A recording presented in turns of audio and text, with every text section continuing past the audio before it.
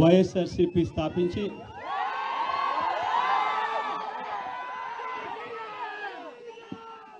పదహైదు సంవత్సరాలు దాదాపుగా ఈ రోజుతో మొదలవుతా ఉంది.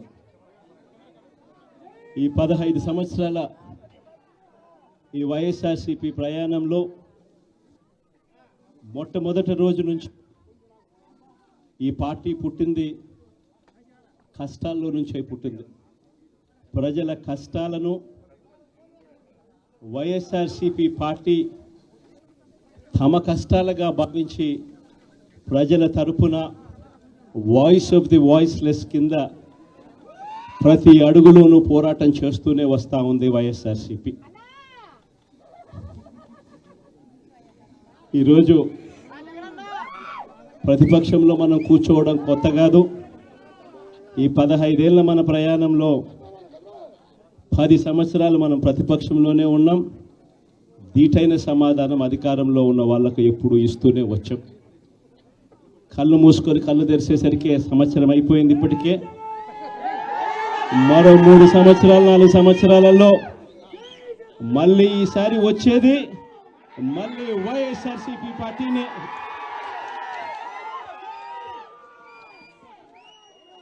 ఈరోజు వైఎస్ఆర్సీపీకి సంబంధించిన ప్రతి కార్యకర్త కూడా గ్రామంలో ఉన్న ఏ ఇంటికైనా కూడా వెళ్ళొచ్చు. ఏ పేదవాడింటికైనా కూడా వైఎస్ఆర్సీపీ కార్యకర్త సగర్వంగా తలెత్తుకొని కాలర్ ఎగిరేసుకొని వెళ్ళే పరిస్థితి వైఎస్ఆర్సీపీకి సంబంధించిన కార్యకర్తలకు ప్రతి ఒక్కరికి ఉంది. ఏ ఇంట్లోకి వెళ్ళినా కూడా వైఎస్ఆర్సీపీ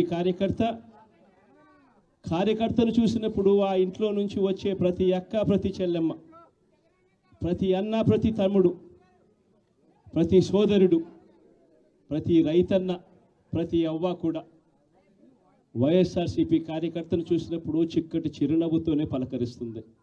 కారణం వైఎస్ఆర్సీపీ ఏదైనా కూడా చెప్పిందంటే చేస్తుంది అన్న నమ్మకం ఈరోజు ప్రతి ఇంట్లో కూడా ఉంది. కాబట్టి ఈరోజు అటువంటి పరిస్థితుల మధ్య ఈరోజు యాదృచ్ఛికంగా విద్యా దీవెన, వసతి దీవెనకు సంబంధించి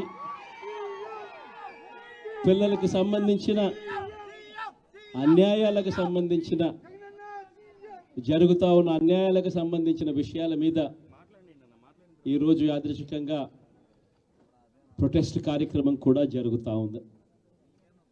ఈ కూటమి ప్రభుత్వం వచ్చి దాదాపుగా 10 నెలలుగా వస్తూ ఉంది. ఈ 10 నెలల కాలంలో ఎన్నికల వేళ వాళ్ళు చెప్పిన సూపర్ 6లు, సూపర్ 7లు అన్నీ గాలికి ఎగిరిపోయాయి.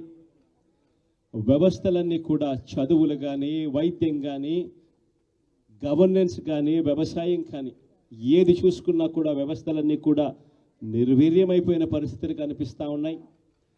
ఈరోజు పిల్లలకు సంబంధించిన ఫీజులకు సంబంధించిన బకాయిలు కూడా సంవత్సర కాలంలో ఫీజు రీఎంబర్స్మెంట్కు కావాల్సింది ఒక్కొక్క క్వార్టర్కు 700 కోట్ల రూపాయలు చొప్పున సంవత్సరానికి 2,800 కోట్ల రూపాయలు విద్యా దీవెన కింద 4 క్వార్టర్లకు సంబంధించిన కేటాయింపులు చేయాలి. అంటే 2,800 కోట్లు. వసతి దీవెన కింద ప్రతి ఏడాది ఏప్రిల్ మాసం వచ్చేసరికి 1,100 కోట్ల రూపాయలు కేటాయింపులు చేయాలి. అంటే గత ఏడాది ఈ 1,100 కోట్లు, 2,800 కోట్లు ఈ రెండింటికి సంబంధించి 3,900 కోట్ల రూపాయలకు కేటాయింపులు చేసి ఖర్చు చేసి పిల్లల చదువులను ప్రోత్సహించాల్సిన పరిస్థితిలో ఈ ప్రభుత్వం చేసింది ఏమిటి అనంటే కేవలం 700 కోట్ల రూపాయలు మాత్రమే ఇచ్చి చేతులు దులుపుకున్న పరిస్థితులు. అంటే 3,200 కోట్ల రూపాయలకు సంబంధించిన బకాయిలు పెండింగ్లో పెట్టారు. అదే మాదిరిగా మళ్ళీ ఈ సంవత్సరం 2025-26కు సంబంధించిన ఈ సంవత్సరానికి సంబంధించి ముందుకు పోవడానికి ఈ సంవత్సరానికి సంబంధించిన విద్యా దీవెన కింద 4 కోట్లు, ఈ విద్యా దీవెనకు సంబంధించి ఈ 2,800 కోట్లు మళ్ళీ కావాలి. 1,100 కోట్లు వసతి దీవెన కింద కావాలి. ఇవన్నీ కూడా కలిపితే మరో 3,900 కోట్లు. సో ఆ 3,200 కోట్లు, ఈ 3,900 కోట్లు, దాదాపుగా 7,100 కోట్ల రూపాయలకు సంబంధించిన పిల్లలకు సంబంధించిన చదువులకు సంబంధించిన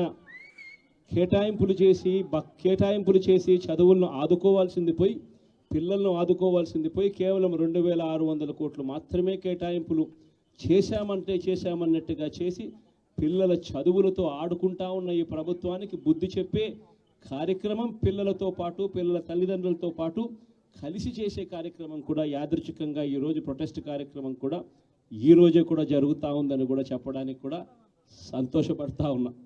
వైఎస్ఆర్సీపీ ప్రభుత్వం ఎప్పుడూ కూడా ప్రజలకు తోడుగా ఉంటుంది, ప్రజలకు ఎప్పుడూ కూడా అండగా నిలబడుతుంది, ప్రజల తరపున ఎప్పుడు గొంతుకై వైఎస్ఆర్సీపీ ఎప్పుడూ ప్రజలకు అండగా ఉంటుందని మరొకసారి తెలియజేస్తూ ఈరోజు ప్రొటెస్ట్ కార్యక్రమంలో పాల్పంచుకుంటా ఉన్న ప్రతి ఒక్కరికి, ప్రతి కార్యకర్తకు, ప్రతి నాయకునికి, అదేవిధంగా పిల్లల తరపున, పిల్లల తల్లిదండ్రుల తరపున వాళ్ళతో పాటు కలిసికట్టుగా ప్రయాణం చేస్తూ ఉన్న ప్రతి ఒక్కరికి కూడా ఈ సందర్భంగా మీ అందరికీ కూడా చేతులు జోడించి పేరు పేరున మీ అందరికీ కూడా కృతజ్ఞతలు తెలుపుతా ఉన్నాను.